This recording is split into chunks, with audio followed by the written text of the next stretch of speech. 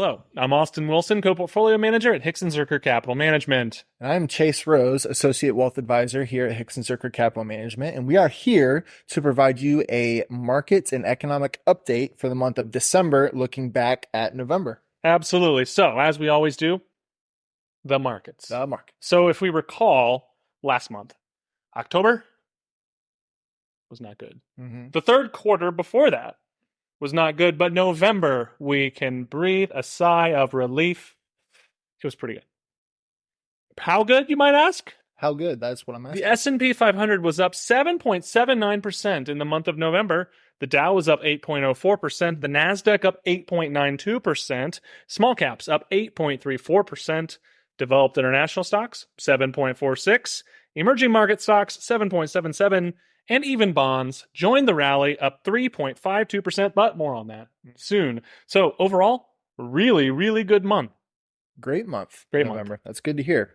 And just to start off some of the news that happened back in November, we do have just an unfortunate situation. I don't know if it's necessarily unexpected, but Charlie Munger, the investing guru and right hand to Warren Buffett at Berkshire Hathaway, did pass away back in the month of November. So, next up to kind of fill that role is Austin Wilson here. He's kind of carrying on the legacy.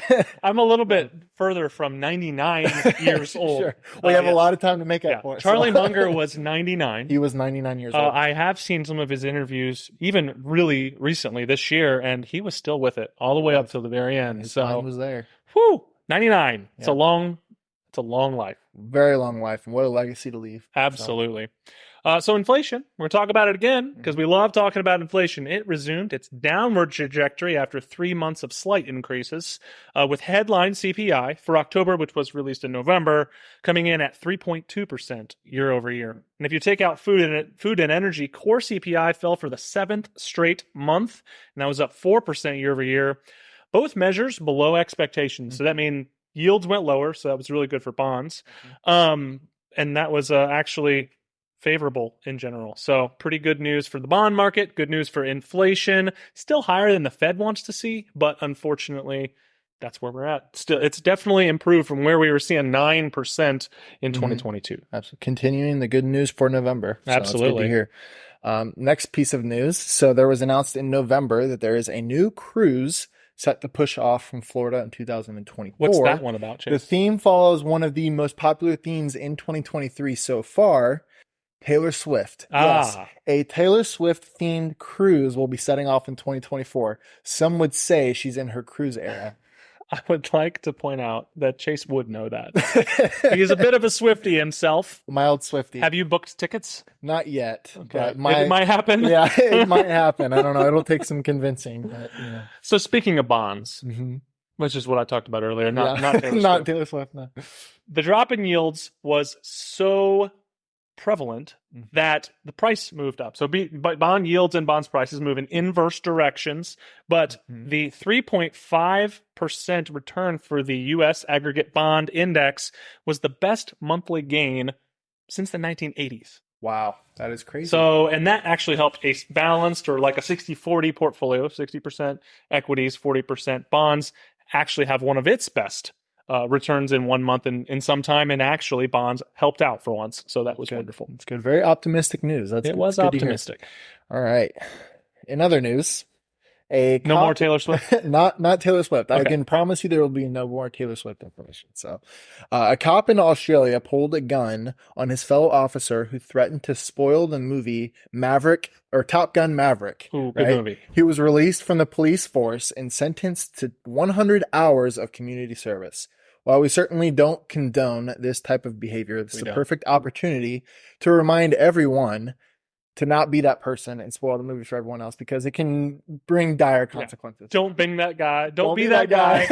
But also, if you are that guy or that guy is someone else to you, don't pull a gun on Do not pull a gun on them, because you will be sentenced to 100 hours of community service if you do. Oh, man. That is a great movie, though. It sure is. I promise I won't spoil it for the listeners. As far as, I won't either, but as far as sequels go, one of the best sequels of all time. And oh my gosh, it took so long. Like the build-up was there too, which only added to it. And it actually lived up to. Sure. Yeah, I was excited. I agree. All right, number 4 for me. On December 1st, Israel and Hamas resumed their war in the Gaza Strip after a week-long truce, with the two sides failing to agree on the release of more hostages held by Hamas. So they had a little bit of time where there was not a lot of fighting going on. That was a truce.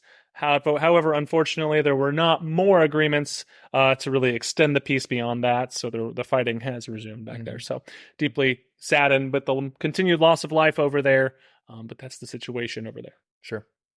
In Orlando, a bear stole a Taco Bell delivery from a family's front porch. And the bear actually, so it took the Taco Bell and You left. don't think of Orlando having a lot of bears. That's what I thought as well. And I actually meant to point that out. I didn't even know there were bears in Orlando, but that's probably just my ignorance. Me too. Yeah. I'm like, is this the Smoky Mountains? No, it's Orlando. Yeah. The bear just came from Disney World. Yeah, sure. But the funny part is the bear stole a Taco Bell and walked away and must have eaten the Taco Bell, I assume. And what do you need with your Taco Bell? A little Mountain Dew Baja Blast. Came back for the drink and finished off the drink after eating all the It Taco was Bell. definitely a circus bear. It was probably, yeah. Oh, man. I don't know many other bears that would do something like that. So. So you think you gotta be on alert for like alligators when you go to Orlando? Of course. No, That's the now first thing you got to watch out now. Yeah. There's bears on the bears loose. And on they're the jacked loose. up on Mountain Dew. They're jacked up on Mountain Dew. It's a little Talladega Nights reference. That's for you, right. okay? All right, my fifth and final point. On November 30th, Tesla finally delivered its first Cybertrucks to customers. Now, if you haven't seen these trucks, they're made of stainless steel. They're bulletproof, and they look very futuristic, to say the least. Sure. But after a couple years of delays, the company has finally delivered them to their customers. The prototype was actually unveiled over 2 years ago. Mm-hmm. They're very weird. I want one. I will say that the pricing was supposed to be starting at about $40,000 for a truck, which would seem pretty reasonable in today's market. Fairly. However, the actual base models are coming in over 50% higher than anticipated, at starting over $60,000. That being said, I still want one. They're really cool, and I don't know. It's the truck of the future. Yeah, absolutely. Well, if you consider where the car market was 2 years ago to compared to what it is today, that 50% might not be that. Might not be that far off. Sure. Yeah. So, all right. Last piece of news. So, the police in Queens were able to identify the suspect of a robbery by. Can you guess this? Can you guess this? No. The color of his underwear. Oh. Right. And this was not like, oh, we saw the color of his underwear in security film and found him like a couple hours later. It was after a year. Right. So a suspect had sagged his pants and had very extravagant underwear that was showing. Over a year later, they found this man walking the streets of Queens with his extravagant underwear, and they put the pieces together and arrested him. Yeah. So be careful if you're sagging your pants walking down the street and you recently committed a crime. I would recommend pulling those pants up. Now you got another thing to watch out for. Man, Sure. full of good news. Yeah. All right. Well, as we said earlier, Austin Wilson and Chase Rose with Hixon Zuercher Capital Management.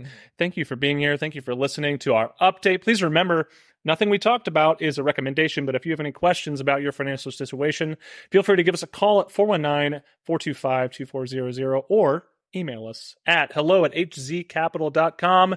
And until next month, have a good one and stay warm. Winter's here. Merry Christmas. Merry Christmas. Bye.